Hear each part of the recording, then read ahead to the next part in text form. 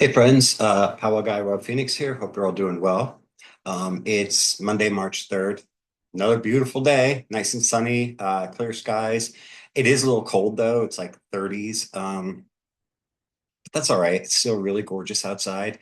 Working from home today. Just taking a bit of a lunch break. It's more of a coffee break. I made some coffee. But I was watching some YouTube videos this morning.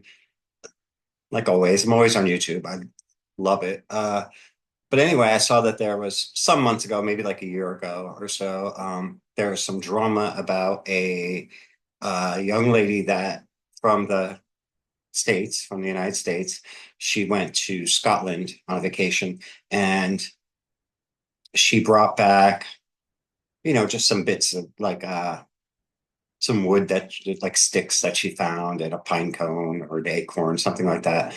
Um, but also a stone that came from some sort of archaeologically protected dig area, a cairn. And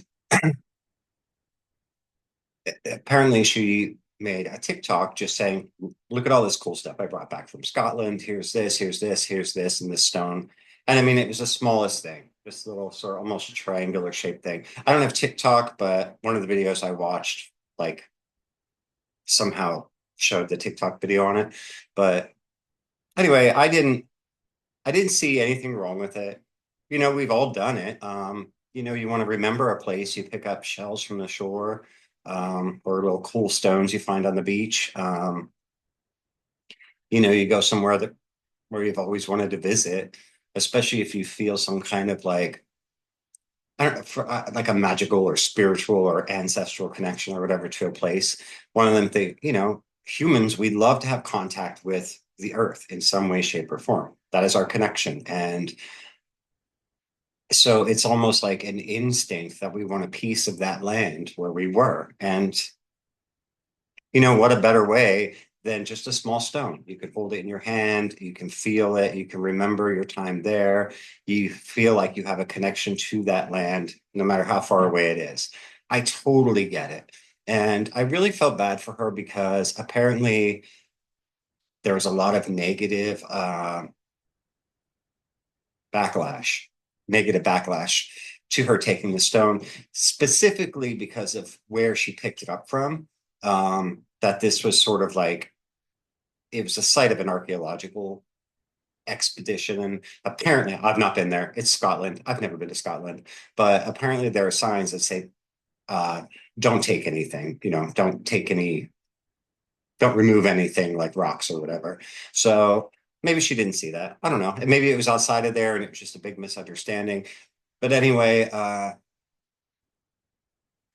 ultimately it resulted in her having to ship the rock back. And I noticed there's people still talking about it and on like YouTube videos and stuff. I'm subscribed to all kinds of folk magic video content creators. Um, a large majority of them are like folk traditional witches, people who like know what they're doing and know what they're talking about and such. And so if they're like complaining about somebody, usually it comes from a place of them knowing because they're older, they're very, very knowledgeable and such. However unfair I think they might be at times. So anyway, I felt bad for I don't know who the person was. I mean, they said her name, they showed it, but I didn't absorb any of that. Anyway, I felt bad for it, but because I remember years ago, I was with some friends, some powwow friends, and we were at the Nelson Raymeyer house, and we were just kind of like walking along the property, and I picked up three different stones that I found there, um, just randomly, like along the road near the house or whatever, and who knows where they came from. They were just, you know, when cars go by that property on the road, I'm sure a lot of stones get kicked into the grass and such. Uh,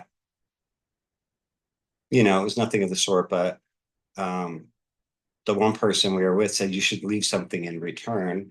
And so we put some coins on the ground. Kind of, and then I did like a silent thank you, whatever. Uh, But at the time, I didn't think to do anything like that because I'm like, that they're just rocks.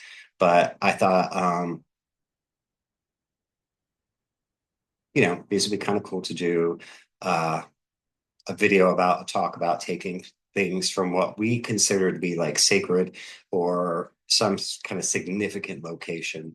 I never got around to doing that, and I guess this is that now because now I realize, other than personal sentimental reasons, there's no, there's nothing, there's no reason to do that. And as a matter of fact, those stones, I know I gave one to a friend a couple of years ago, and I think the other two just kind of got lost. You know, they may just be in my yard somewhere or in a garden or something. I don't know where they are. So they really didn't mean that much to me, I guess. But that's okay. The moral of this story is, other than sentimental value to make you feel, like you have a little connection to that piece of land or whatever, there's no actual like power to it. Um, so with the young lady that went to Scotland, I mean, that it really meant a lot to her to have that little stone. And truly, she just didn't know she was doing anything wrong. I wouldn't have known either. Now, if I saw a sign that was like, do not touch anything, do not pick up anything off the ground, whatever, then I would respect that. Because any stone from anywhere in Scotland would have been fine. You know what I mean? So I think that was really the reason, that there was so much negative backlash. But yeah, it shouldn't be, it's all a learning experience, right? I mean, um, but maybe to her it really did mean something, and that's all right. So where am I going with this? So the moral of this story is, the second or third moral, I don't even know. I don't know what the point of this is, but in powwow anyway, um, I've always been taught, and I fully have taken this teaching to heart, and I believe it, that we should never assign a sacredness to any one object. Um, your favorite piece of jewelry, it can be your favorite because it's nice or whatever, but don't let your personal power hinge on whether or not you're in possession of that. Just like a rock from the Rainmeyer property or a rock from my property, it's all the same. It's just a rock. And then use it as you need to use it and then get rid of it. You really don't even want to keep the same bits and baubles that you use in your powwowing. Um, I've often said that like powwow is basically, you open a junk drawer and look for a random button, and you can use a button, um, just random buttons or coins to remove, like bruises or skin conditions and such, blisters and bug bites, that sort of thing. But if you want to get a jar or a canister, and as you find interesting little buttons or coins or small little colored stones or whatever, toss them into that jar and just keep that on a shelf in your kitchen, and then use those things when the situation arises for your powwowing, and then get rid of them in whatever way the particular prescription calls for it. Sometimes you just have to wash them clean. Sometimes you have to bury them in dirt. Sometimes you can just toss it out in the garden. Sometimes you toss it in running water, whatever, just do that. So yeah, there's no reason why you couldn't collect a little tin of some things. I remember, and probably many people had this, um, when I was a kid, my grandmother had a tin filled with buttons, in her bedroom upstairs in their house. And I even remember the way it smelled when you opened it. And I loved opening it and just looking through all the different buttons that she had in there. And I don't know where they came from. I don't know how long she had been collecting them. Um, but it was just this fascinating thing to me. I loved it. I just loved digging through there. And I don't remember it being very big, but I would have loved to have gotten that after the grandparents had passed away, because that would have been, I don't know, it just had this like scent to it that I can still remember. I cannot describe it, but it if I had it today, I bet I would still feel that connection to them. But again, but I would use those. buttons. I wouldn't just hoard it forever, putting all this sacred value into it. It would have some sacred meaning to me, but I'd be happy to use it in such a way that would help others, and discard the buttons and such as I use them. As it is, I did not get that, and that's okay. But yeah, so if you want to start your own collection of things, I recommend number one, don't put too much sacred value on, or try not to, on places that you're just so happy to be and you want to remember it. Buy a t-shirt or whatever from a souvenir shop. But just don't take anything from the land. Like in the case of a small pebble or stone, especially if it doesn't look like they've intentionally bought paver stones or something, you don't want to take something that you can tell that they put money into.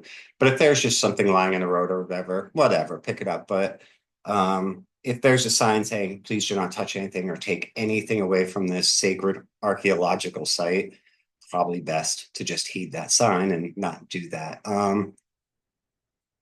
But yeah, thought it was an interesting discussion because I mean, some people really have really strong opinions, like just being very nasty about her and saying she should have known and such. Well, I can tell you, I remember years ago, a person in our group was going to Ireland, and everybody's like, "Bring me back a stone, bring me back a rock, bring me back some dirt, that sort of thing."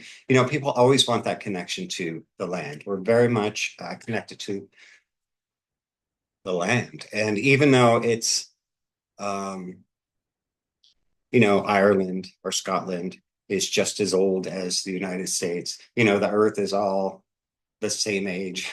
And it's just dirt. It's just little rocks and stones.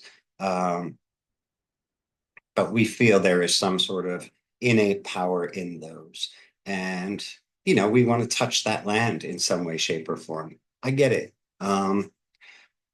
But at least in powwowing, we really are taught not to put so much sacred value into things. And if we do get something, we should use it. It should be something that we can use and be okay with parting with, um, no matter what it is. Whether it's the knives you use, like I just use pocket knives. I don't use any kind of sacred, wonderful ceremonial like red handled dagger or anything. I just use pocket knives. They break easy, they get rusty. If I'm cutting up wood and such, I mean, I've had so many cheap ones, especially just kind of like fall apart in your hand. But it's okay. You don't want to attach too much sacredness to an object because if something happens to it, you're devastated. And you shouldn't be that way. If you need a stone or, like some sort of little implement for your powwowing, check your junk drawers. Keep your old buttons from clothes that you're getting rid of, fill up a jar with them, and then grab a couple when you need them. Stones, pick them up off the ground as you need them. No need to collect a whole bunch, just a whole bunch of like hand-sized rocks and just grab it off the shelf if you need it. That's kind of silly. But if you find something like special little colored rock or a little cool shape or whatever, add that to your button tin or jar and then use it and then discard it as you're supposed to. So there you go. That's my ramble for the day. Uh, I hope everybody has a lot of fun plans this week. I don't know what the weather's going to be, but I do see that we're starting to get into early spring like weather.